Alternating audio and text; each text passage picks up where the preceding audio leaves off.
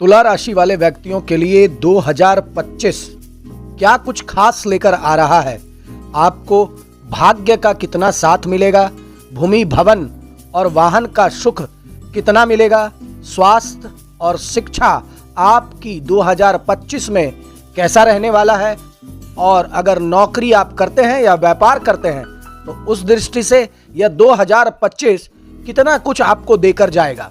तो आइए इन सारे विषयों पे मैं आपको विस्तार से बताता हूं। देखिए दर्शकों, यह वार्षिक राशिफल मैं आपके गोचर कुंडली में ग्रहों एवं नक्षत्रों की स्थिति एवं उनके चाल के आधार पर बता रहा हूं।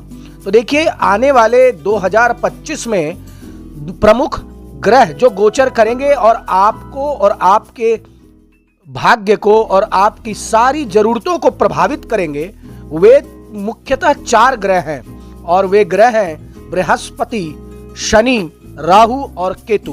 देखिए, अभी गोचर कुंडली में जो बृहस्पति की पोजीशन है वे आपके गोचर कुंडली के 8वें भाव में है और शनि आपके 5वें भाव में बैठे हुए हैं। वहीं राहु और केतु आपके 6ठे और 12 भाव में बैठे हैं। परंतु 2025 में मार्च के बाद शनि चले जाएंगे 6ठे भाव में और देवगुरु बृहस्पति मध्य मई के बाद चले जाएंगे आपके गोचर कुंडली के 9वें भाव में। वहीं राहु आपके गोचर कुंडली के 5वें भाव में पहुंच जाएंगे और केतु आपके गोचर कुंडली के 11 भाव में पहुंच जाएंगे।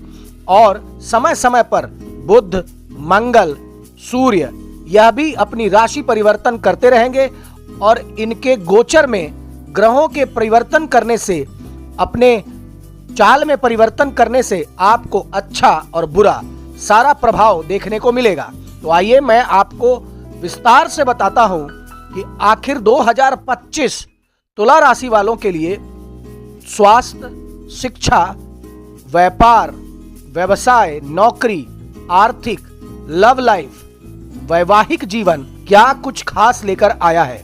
तो आइए सबसे पहले स्वास्थ्य के दृष्टिकोण से यह 2025 तुला राशि वालों के लिए कैसा रहेगा। देखिए, स्वास्थ्य आपका साल की शुरुआत से लेकर मई के मध्य तक आपको बहुत कुछ परेशान कर सकता है, परंतु वहीं मई के मध्य के बाद आपको जो पहले से परेशानी चली आ रही है उसमें आपको कमी देखने को मिलेगी। देखिए, मई के मध्य से पहले बृहस्पति आपके 8वें भाव में रहेंगे और उसके बाद वे 9वें भाव में चले जाएंगे। तो आइए मैं आपको बताऊं कि तुला राशि वालों के लिए स्वास्थ्य 2025 में कैसा रहेगा। देखिए, मई तक आपको पेट, कमर और बाजू से संबंधित कुछ परेशानियां हो सकती है। मार्च के महीने तक शनि का गोचर आपको पेट और मुख से संबंधित कुछ परेशानी दे सकता है, परंतु मार्च के बाद इन परेशानियों में आपको कमी देखने को मिलेगी। देखिए, मई के मध्य के बाद आप देखेंगे कि राहु आपके 5वें भाव में आ जाएगा और आपको पेट से संबंधित कुछ परेशानी देना शुरू कर देगा। देखिए, साल के पहले हिस्से में स्वास्थ्य का आपको अधिक ख्याल रखना जरूरी होगा और उसके बाद आप देखेंगे कि मई के बाद जैसे जून का महीना आया और उसके बाद से लेकर दिसंबर तक आपको छोटी मोटी समस्या रहेगी, परंतु आपका स्वास्थ्य पहले से धीरे धीरे करके बेहतर हो जाएगा और आप एक अच्छा स्वास्थ्य का आनंद ले सकेंगे। देखिए, थोड़ा मोड़ा आप खाने का अवश्य ध्यान रखें और अगर संभव है तो योगा और एक्सरसाइज का सहारा अवश्य लें। अब आइए मैं आपको बताऊं कि स्टूडेंट्स के लिए शिक्षा की दृष्टि से 2025 कैसा रहेगा। देखिए, आप यदि स्टूडेंट हैं और तुला राशि के तहत आपका जन्म हुआ है तो फिर आपके लिए यह वर्ष खूब मेहनत कराने वाला रहेगा। देखिए, यदि आप रिसर्च के स्टूडेंट्स हैं या आप हायर एजुकेशंस प्राप्त कर रहे हैं तो फिर आपके लिए यह साल तुलनात्मक रूप से थोड़ा कमजोर परिणाम देगा। देखिए, आपको बहुत अधिक मेहनत करने की आवश्यकता है। अगर आप खूब मेहनत नहीं करते हैं तो फिर आपको पढ़ाई में अच्छे रिजल्ट्स नहीं देखने को मिलेंगे। आपको भाग्य का भी साथ तभी मिलेगा जब आप मेहनत बहुत करेंगे। देखिए, मई के बाद आपके शिक्षा के स्तर में थोड़ा सुधार देखने को आपको मिल सकता है। और ऐसे में जब बृहस्पति मई के मध्य के बाद गोचर करेंगे तो फिर वैसे स्टूडेंट्स जो जन्म स्थान या अपने वर्तमान स्थान से दूर रहकर पढ़ाई कर रहे हैं, या अगर आप बाहर रहकर विदेश में पढ़ाई कर रहे हैं, तो फिर आपके लिए यह बृहस्पति का गोचर अच्छा रहेगा।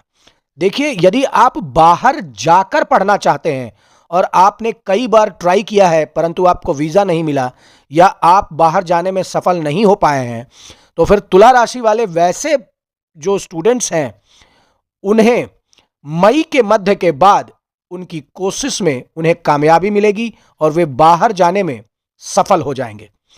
देखिए, विदेश में रहकर पढ़ाई अगर आप कर रहे हैं तो फिर आपको अच्छा रिजल्ट तो मिलेगा, परंतु आपको थोड़ा इस बात का ध्यान रखना होगा कि आप मेहनत पर अवश्य फोकस करें, क्योंकि यदा कदा आपका फोकस पढ़ाई से हट जाएगा। देखिए, धर्म व अध्यात्म से संबंधित शिक्षा प्राप्त करने वाले विद्यार्थियों के लिए भी मई महीने के मध्य के बाद का जो समय है वो काफी अच्छा रहेगा। देखिए, मई के बाद राहु का पंचम भाव में आ जाना वैसे स्टूडेंट्स जो प्राइमरी एजुकेशंस या बेसिक एजुकेशंस गेन कर रहे हैं उन्हें थोड़ा मन को फोकस करने में दिक्कत होगी। उनका बार बार फोकस अपने विषय से हट सकता है, जिसे कि आपको बार बार लगातार कोशिश करना चाहिए, और जब आप ऐसा करेंगे तभी जाकर आपको अच्छे परिणाम की प्राप्ति होगी। अब आइए मैं आपको बताऊं कि व्यापार व्यवसाय के दृष्टिकोण से 2025 कैसा रहेगा। देखिए, साल की शुरुआत आपको थोड़ी सी धीमी फील हो सकती है। साल की शुरुआती महीनों में कार्य व्यापार आपका कुछ धीमा चल सकता है। नई योजनाएं बनाने में भी आपको कठिनाई रह सकती है, या तो नई योजनाएं अच्छी नहीं लगेगी अथवा उनमें कुछ त्रुटियां आपको फील हो सकती है। मार्च के बाद जब शनि का गोचर होगा तब आपके सोचने और प्लान करने की क्षमता और बेहतर हो जाएगी, जिसका सीधा असर आपके व्यापार और आपके व्यापार व्यवसाय पर सकारात्मक रूप से दिखाई देगा। देखिए, बृहस्पति का गोचर भी मई महीने के मध्य के बाद आपके जीवन में व्यापार और व्यवसाय के दृष्टिकोण से अनुकूलता लाएंगे। देखिए, आपका व्यापार व्यवसाय अच्छा चलेगा, व्यापारिक यात्राएं आपकी सफल रहेगी और वरिष्ठों का अच्छा मार्गदर्शन भी मई के बाद आपको मिलेगा। अगर कुल मिलाकर देखा जाए तो यह साल 2025 व्यापार और व्यवसाय के दृष्टिकोण से अच्छा रहेगा। अब आइए मैं आपको बताता हूं कि अगर आप तुला राशि के हैं और आप नौकरी पेशा हैं, नौकरी करते हैं, तो फिर आपके लिए यह 2025 कैसा रहेगा। देखिए, अगर तुलनात्मक रूप से देखा जाए तो 2024 जो बीत गया है उससे यह साल 2025 कई मामलों में बहुत अच्छा साबित होने वाला है। यदि आप नौकरी में बदलाव करना चाह रहे हैं तो मार्च के बाद बदलाव करना आपके लिए अत्यंत ही अच्छा रहने वाला है। संभव हो तो मई महीने के मध्य के बाद बदलाव अगर आप करें तो आपके लिए और भी बहुत अच्छा रिजल्ट मिलेगा। साल की शुरुआती महीने खासकर मार्च तक का समय नौकरी में कुछ आपको धीमापन देखने को मिलेगा। थोड़ा आपका मन इतना नौकरी में नहीं लगेगा। आपके सहकर्मी और आपके कंपटीटर आपको परेशान करने की कोशिश कर सकते हैं, लेकिन मार्च के बाद आपको पॉजिटिव रिजल्ट्स देखने को मिलेंगे और आपके आचार विचार व्यवहार में भी परिवर्तन देखने को मिलेगा, जिससे कि आपके कार्य क्षेत्र में आपको वाहवाही मिलेगी। देखिए, यह साल शुरुआती कुछ महीनों में आपको थोड़ा सा स्लो या कुछ हल्का या बहुत अच्छा रिजल्ट देता हुआ नहीं दिखेगा, लेकिन मिड मई के बाद आपको नौकरी में बदलाव, प्रमोशन, उन्नति के कई रास्ते आपको दिखाई देंगे।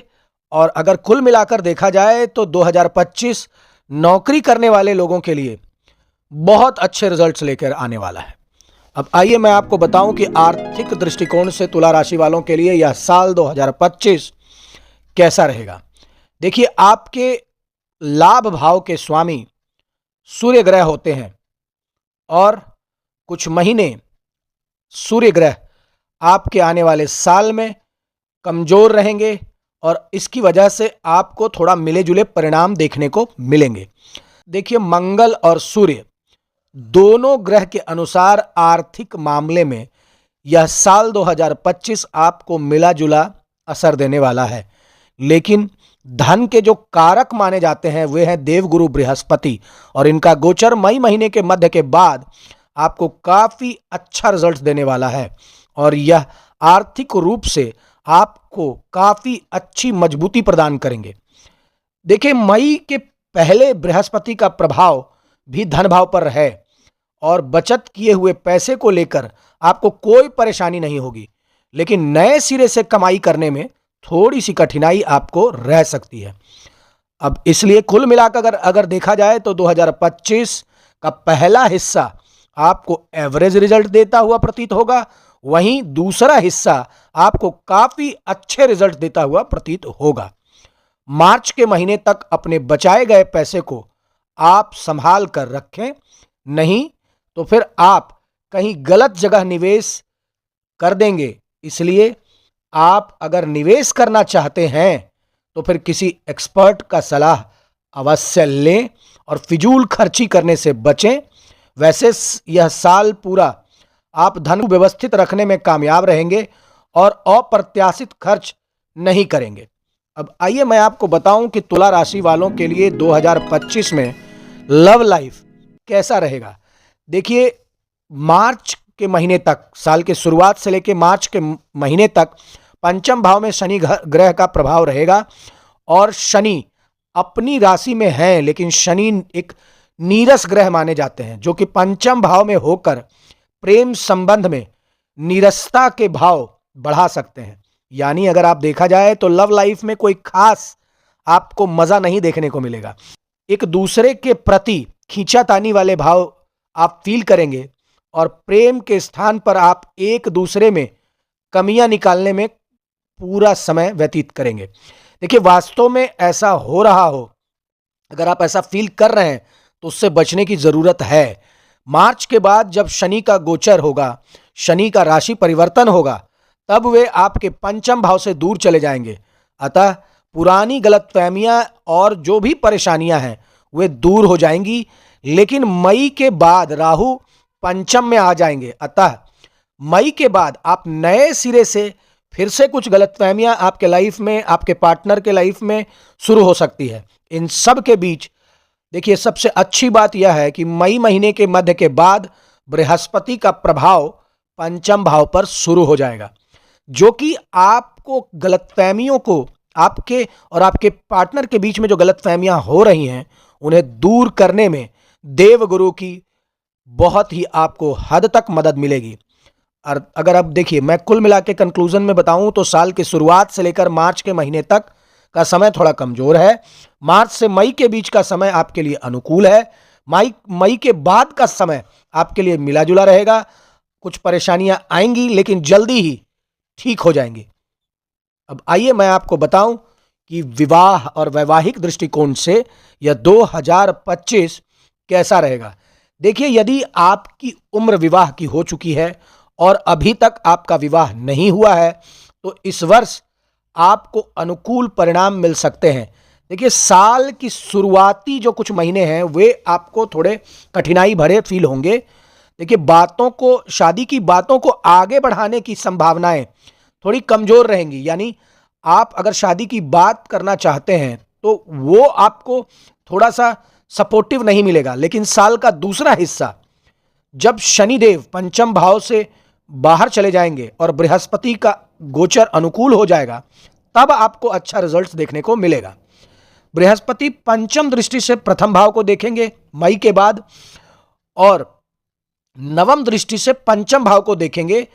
इसलिए आपको सगाई और विवाह करने में बृहस्पति देव मई महीने के बाद आपकी मदद करेंगे। साल की शुरुआत भले ही कमजोर हो, लेकिन मई के बाद का जो समय है वे सगाई, शादी, प्रेम विवाह आदि के लिए अच्छी अनुकूलता प्रदान आपको करेगा।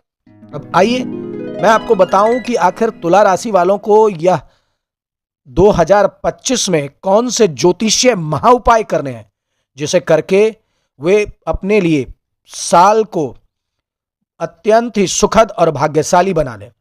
तो देखिए, आपको मांस, मदिरा और अश्लीलता इत्यादि से दूरी बनाकर रखना है और आपके लिए यह बहुत बड़ा उपाय है। अगर आप ऐसा कर पाते हैं तो फिर आप देखेंगे कि यह पूरा साल आपके लिए अत्यंत ही सुखद होने वाला है। प्रत्येक महीने के तीसरे गुरुवार और चौथे गुरुवार अपनी समर्थ के अनुसार मंदिर में घी का दान अवश्य करें और कोशिश करें कि महीने में एक बार शुक्रवार के दिन मंदिर में जाकर आलू का दान भी अवश्य करें। देखिए, सुबह नित्य प्रतिदिन हनुमान चालीसा का पाठ अवश्य करें और सूर्य भगवान को जल प्रतिदिन चढ़ाएं। अपने माता और पिता का आशीर्वाद जितना हो उतना लें और आप देखेंगे कि आपके लिए 2025 बहुत सारी खुशियां लेकर आने वाला है। धन्यवाद।